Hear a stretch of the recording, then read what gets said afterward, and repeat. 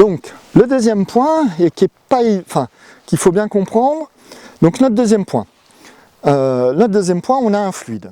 On a un fluide, mais ce fluide, il va falloir quand même quelque chose. Hein. Si j'ai juste un fluide comme ça, il ne va pas se passer grand-chose. Il faut comprendre que la matière, hein, si elle est, quand tu trouves un caillou dans des conditions de température, de pression données, eh bien, c'est un caillou. Il est là parce que il n'y a plus de possibilité de réaction.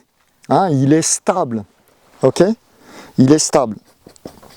Donc il va falloir quelque chose, il va nous falloir un fluide qui, d'une manière ou d'une autre, puisse modifier l'état de stabilité de la matière. Hein, autrement, c'est juste des cailloux qui se rencontrent et on ne va pas pouvoir les organiser. Hein, on va juste faire des tas. Donc pour les organiser, ça veut dire qu'un organisé, il va falloir faire des liens entre eux. Donc ça, lui, au niveau matériel, il n'a plus de lien possible. Donc il va nous falloir, d'une manière ou d'une autre, faire quelque chose qui fait des liens, qui permettent de faire des liens. Et ça, eh ben, c'est notre fluide qui va devoir le fournir. Ben, sur Terre, hein, on est obligé de parler de l'eau, parce que l'eau, elle a des tonnes de propriétés plus qu'étranges. Mais l'eau, ben, si tu prends du sel par exemple, hein, tu prends du sel, ok, tu le mets dans l'eau, du sel de cuisine, hein, autrement dit NaCl, eh bien, je sais pas, si quand tu prends du sable, que tu le mets dans l'eau, ton sable il reste au fond là. Hein, il tombe. Maintenant si tu mets du sel, qu'est-ce qui se passe? Entre guillemets, il disparaît.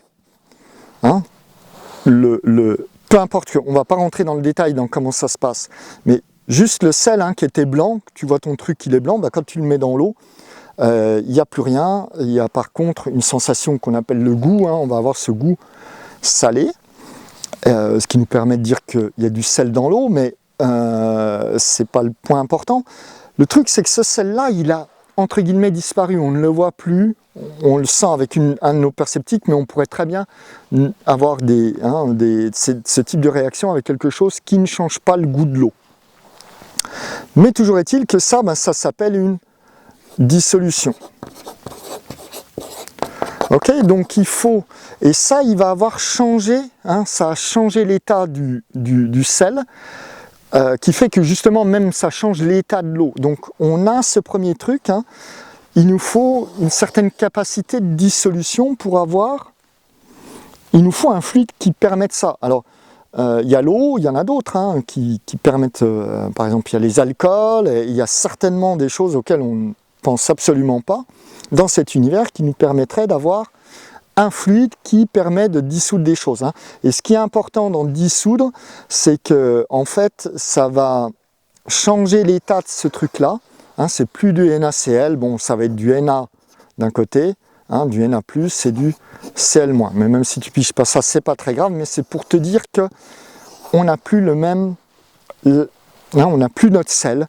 On a un truc d'un côté, un truc de l'autre, et il a rendu, hein, ça va créer des possibilités de réaction entre ces éléments-là.